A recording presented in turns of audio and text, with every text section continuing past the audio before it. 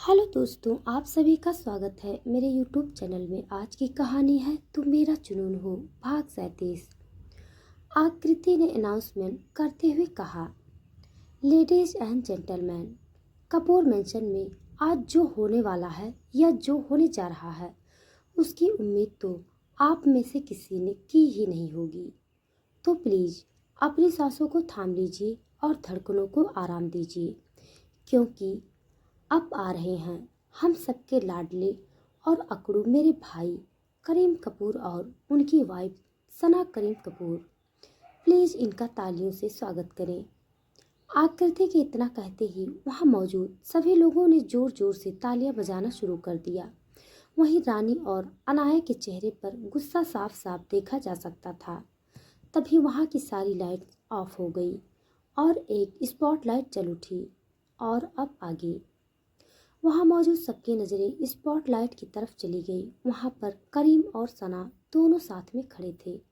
करीम ने अपना एक हाथ कोहनी से मोड़ा हुआ था और सना ने उसके हाथ में अपना हाथ डालकर मुस्कुराते हुए सबकी तरफ देख रही थी। सना और करीम दोनों साथ में किसी हंस की जोड़ी की तरह लग रहे थे।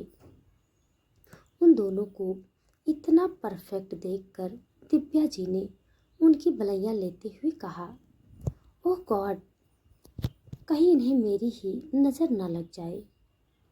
ये दोनों मेरे प्यारे बच्चे जीवन भर साथ रहें। दिव्या जी के इतना कहने पर ही लक्ष्मी हंस पड़ी और साथ खड़ा हर्ष भी स्माइल करने लगा।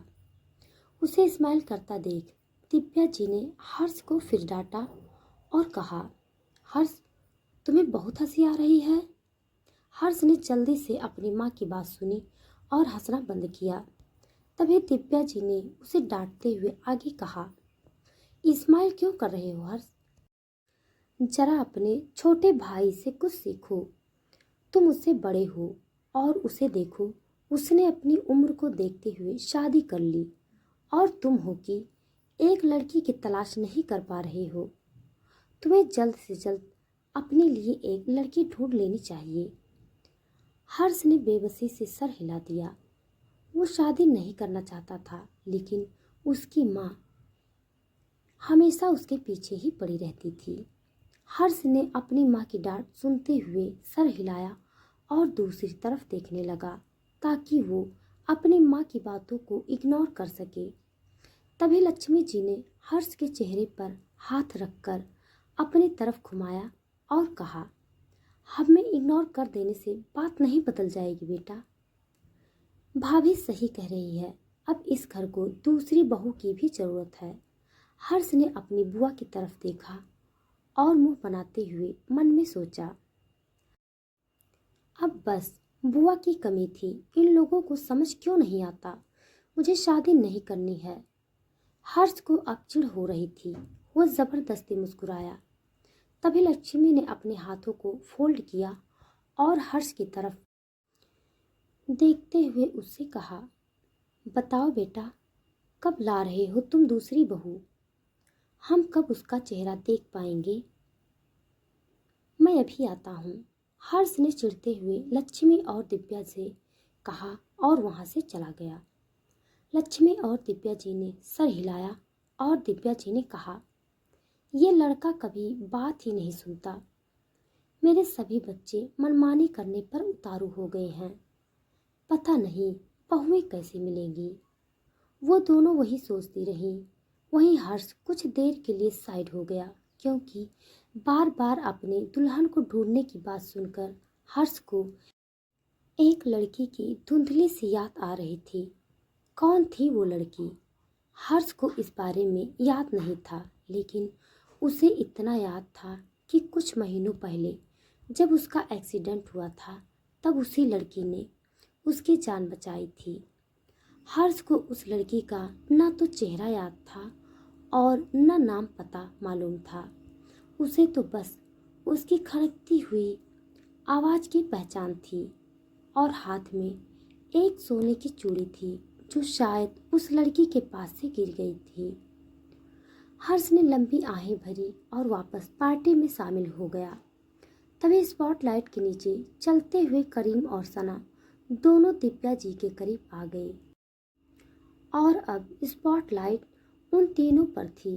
दिव्या जी करीम और सना के बीच में थी और तभी एक दूसरी स्पॉटलाइट जली और सबने जब वहां देखा तो वहां पर एक बड़ा सा टेबल था जिस पर केक रखा हुआ था। करीम ने अदा से अपनी माँ की तरफ अपना हाथ बढ़ाया और कहा, आइए मॉम। दिव्या जी ने भी करीम के हाथ को थाम लिया और स्पॉटलाइट के नीचे चलते हुए वो तीनों केक के पास पहुंच गए और फिर सब उस केक के आसपास इकट्ठा हो गए। दिव्या जी ने चाकू लिया और केक को कट कर दिया।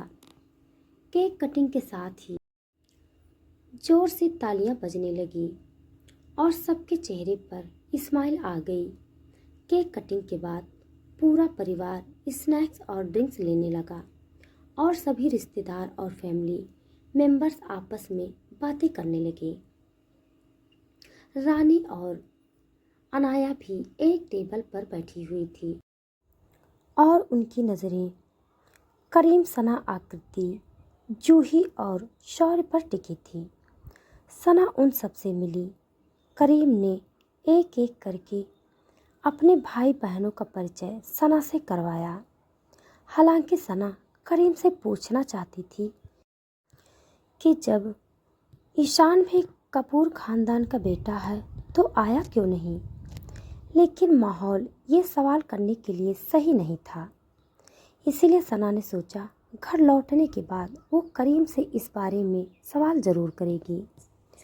दूर बैठी अनाया ने सना को खुश देखकर गुस्से से दांत पीसते हुए एक वेटर को बुलाया और उसे 1 लाख रुपए दिए और एक गिलास में वही नशे की गोली मिला दी जिसका असर कुछ मिनटों में होने लगता है और उसे बताया कि वो जाए और जाकर वो जूस करीम को पिला दे।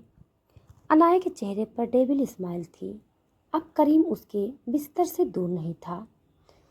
वहीं वो वेटर करीम और सना के टेबल पर आ गया और उसने सबके सामने उनकी ड्रिंक रख दी। सब आपस में बातें करते हुए अपना अपना जूस पीने लगे। तभी वहाँ पर हर्ष आ गया। उसने करीम की तरफ देखा और उससे कहा, हे करीम, अपने बड़े भाई के बिना तुम ड्रिंक्स कैसे कर सकते हो? By the way, congratulation for your marriage. बड़े भैया, माफ़ करना है, मुझे टाइम नहीं मिला कि मैं आपसे मिल सकूं। करीम ने कहकर सना की तरफ इशारा कर दिया, जैसे कहना चाहता हो कि सारा टाइम सना ने ख़त्म कर दिया। उसके बात को सुनकर और उसके इशारों को समझकर सना ने बाहें चढ़ाकर उसे घूरा और फिर मुस्कुराते हुए हर्ष की तरफ देखा और कहा, बड़े भैया कैसे हैं आप? आपके बारे में बहुत सुना है। ओह सच में? हर्ष ने कहा और बैठ गया। हाँ बिल्कुल, सब जानते हैं। आपकी डायरेक्ट की गई फिल्में कभी फ्लॉप नहीं हुई। ये कितनी कमाल की बात है ना करीम? सना ने एक्साइटेड होते हुए कहा। उसकी बात सुनकर करीम ने उसे अजीब तरह से घूरा और कहा, बकवास। ये फिल्में और फिल्म इंडस्ट्री के लोग, पता नहीं ये किस तरह का काम है, मुझे ये बिल्कुल भी पसंद नहीं है। और ये लोग, करीम ने अपनी बात कहते हुए ध्यान दिया कि आकृति, सना और हर्ष तीनों उसे अपने हाथों को फोल्ड किए उसे घूर रहे थे। करीम ने उसे देखा और व्यंग से स्माइल करते हुए जूस का ग्लास उठा लिया जो अनाया ने भिजवाया था और उसी जूस की गिलास से करीम ने जूस का घूंट मारा, जिसे देखकर दूर बैठी रानी और अनाया स्माइल करने लगी। तभी आकृति ने करीम की तरफ घूरते हुए कहा, भाई आप ऐसा कैसे कह सकते हैं? आप हमारे प्रोफेशन की बेइज्जती कर रहे हैं। आकृति के इतना कहने पर करीम ने जूस का घूंट भरते हुए फिर कहा, प्रोफेशन? क्या तुम लोग उसे प्रोफेशन समझते हो? हद है यार, ये इतना बकवास कैसे हो सकता है? करीम को जूस का घूंट भरता देख सना चिढ़ गई और उसने करीम के हाथ से जूस का ग्लास छीन लिया और एक बार में पूरा पी गई। उन दोनों ने आधा आधा ड्रिंक किया हुआ था। करीम ने सना की तरफ देखा, जबकि आकृति और हर्ष मुस्कुरा दिए। जूही और शौर तो इन तीनों के बीच पड़ना ही नहीं चाहते थे। तभी करीम ने कहा, ये क्या था? क्या तुम्हें अपना ड्रिंक पसंद नहीं आया? कहो तो मैं दूसरा मंगा दूँ? नहीं, उसकी ज़रूरत नहीं है।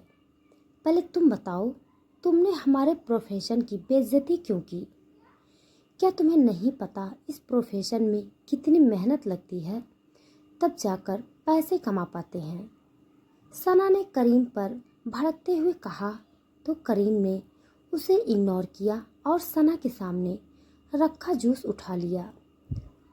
जब वो दोनों लड़ने पर उतारू हो गए, तब जूही ने बीच में कूदते हुए कहा, गाइस, आप सब लड़ क्यों रहे हो? आज पार्टी की शाम है और ये कितना बोरिंग है। लड़ने के बजाय ये सोचो इसे इंटरेस्टिंग कैसे बनाएं। हाँ, आप सब तो हम बच्चों को भूल ही गए हो। नॉट अ फेयर भाई। शौर ने करीम और हर्ष की तरफ देखा। उन दोनों की बात सुनकर वो सभी चुप हो गए। आकृति ने कुछ देर बाद कहा, ठीक है, जब तक हर्ष भाई का सरप्राइज आता है तब तक हम कुछ थिरक लेते हैं। फिर आकृति ने करीम की तरफ देखा और उसे टोंट देते हुए कहा, वो भी बॉलीवुड स्टाइल में। करीम ने मुंह बना लिया। उसके भाई बहन वहां से चले गए। आकृति ने म्यूजिक प्ले किया और वहां पर आए मेहमानों में से जो कम उम्र के थे उन्होंने थिरकना शुरू कर दिया। करीम और सना अब भी वहां पर बैठे थे और उन्हें अजीब सा फील हो रहा था। उन दोनों ने आधी आधी ड्रिंक कर ली थी। वहीं अनाया तो गुस्से से भड़क गई थी। ये लड़की हमेशा मेरे और करीम के बीच आ जाती है। सना और करीम नशे में एक दूसरे को देखकर मुस्कुरा रहे थे, जैसे वो भूल गए हों कि वो दोनों कहाँ पर हैं। सना ने नशे में झूमते हुए करीम से कहा, करीम, एक बात कहूँ? हाँ। करीम ने अपनी आंखों को बंद होने से रोका और कहा, मुझे लगता है तुम दुनिया के सबसे बेस्ट हस्बैंड हो। सना ने करीम के सीने पर एक उंगली रखकर कहा। तब करीम ने सना की उंगलियां अपने हाथ से पकड़ी और कहा, तुम्हें पता है क्या? सना ने नशीली आंखों से करीम की आंखों में झांका। करीम ने मुस्कुराकर सर हिलाया और कहा, तुम दुनिया की सबसे अच्छी वाइफ हो और तुम बेहद खूबसूरत हो। मैं तुमसे बहुत प्यार। करीम इतना कहते कहते रुक गया, क्योंकि तब उसके कानों में एक सॉन्ग के लिरिक्स सुनाई देने लगी और वो सॉन्ग था, ज़रा ज़रा बहकता है महकता है आज तो मेरा तन बदन, मैं प्यासा हूँ मुझे भर ले अपनी बाहों में, है मेरी कसम तुझको सनम दूर कहीं न जा, पास मेरे आ जा रे। जैसे ही ये म्यूजिक प्ले हुआ, करीम अपनी जगह से उठ गया और उसने सना का हाथ थाम लिया। सना ने भी प्यार से करीम की आंखों में झांका। नशे में धुत करीम और सना ये पार्टी, यहाँ मौजूद लोग और सब कुछ भूल गए थे। उन्हें याद था तो केवल एक दूसरे का साथ। करीम ने सना के हाथों को पकड़ा और दूसरे हाथ से उसके कमर पर हाथ रख दिया और उसके गले पर किस कर दिया। सना झटके से दूर हुई और तभी करीम ने फिर उसे करीब खींच लिया। यूं ही बरस बरस काली घटा बरसे, हम यार भीग जाएं इस चाहत की बारिश में। मेरी खुली खुली लटों को सुलझाए तू अपनी उंगलियों से, मैं तो हूँ उसी ख्वाहिश में। इस रिलिक्स के साथ सना अपनी उंगलियों से करीम के चेहरे से लेकर उसके सीने तक फिर रही थी और करीम उत्तेजित होकर उसे कसकर अपनी बाहों में थामे गोद में उठा लिया और गोल गोल घूम गया। करीम की आंखों में इस वक्त केवल सना के लिए प्यार था और वहाँ मौजूद सब लोग तो ये देखकर हैरान थे कि करीम डांस कर रहा था। उस पर भी वो इस तरह से अपनी पत्नी के साथ रोमांटिक डांस कर रहा था। सर्दी की रातों में हम सोए रहे एक चादर में, हम दोनों तन्हा हो, न कोई भी रहे इस घर में, जरा जरा बहकता है। करीम और सना ने एक दूसरे का हाथ थामे हुए एक दूसरे की नज़रों में देखते हुए गोल गोल घूमने लगे। फिर करीम ने सना को कमर से पकड़कर हवा में लहराया और सना ने करीम के सर पर प्यार से किस कर लिया और उसकी गर्म सांसों को अपने चेहरे पर महसूस करने लगी। तड़पाए मुझे तेरी सभी बातें, एक बार ए दीवाने झूठा ही सही, प्यार तो कर मैं भूली नहीं, हंसी मुलाकातें बेचैन करके मुझको तुमसे यूं ना फेर नज़र। इस बार सना करीम से कुछ दूरी पर थी और डांस स्टेप करते हुए ये लिरिक्स गा रही थी और फिर उसने करीम को पीछे से हक कर लिया और आगे की लाइन को गाया। रूठेगा ना मुझसे मेरे साथिया, ये वादा कर, तेरे बिना मुश्किल है जीना मेरा, मेरे दिल पर ज़रा ज़रा बहकता है। करीम ने भी अब सना को हक कर लिया और उसकी गर्दन पर उसे चूम लिया। तभी तालियों का समंदर एक साथ बज पड़ा, लेकिन उन दोनों को इससे कोई फर्क नहीं पड़ा। वो दोनों तो प्यार में खोए थे कि तभी हर्ष ने अपनी माँ दिव्या जी के कान के पास जाकर धीरे से कहा, मॉम, आपके बेटे करीम के मूड को देखकर लगता है जल्दी ही आप दादी बन जाओगी। हर्ष की ये बात सुनकर दिव्या जी ने मुस्कुरा दी और कहा, लगता तो है। अभी सब तालियां बजा रहे थे और आपस में गॉसिप कर रहे थे कि एक लड़की की आवाज़ उन्हें सुनाई दी, सरप्राइज। क्या हर्ष का सरप्राइज वो लड़की ही है? क्या सच में अनाया का प्लान फेल हो गया या अनाया अपने प्लान में कामयाब हो जाएगी? जानने के लिए पढ़िए आगे की कहानी। गाइस, समीक्षा में बताइए कहानी कैसी लग रही है। तो चलिए कहानी को आगे शुरू करते हैं। उस लड़के की आवाज़ सुनकर सबने उस ओर देखा। दरवाजे पर एक सुंदर सी लड़की खड़ी थी।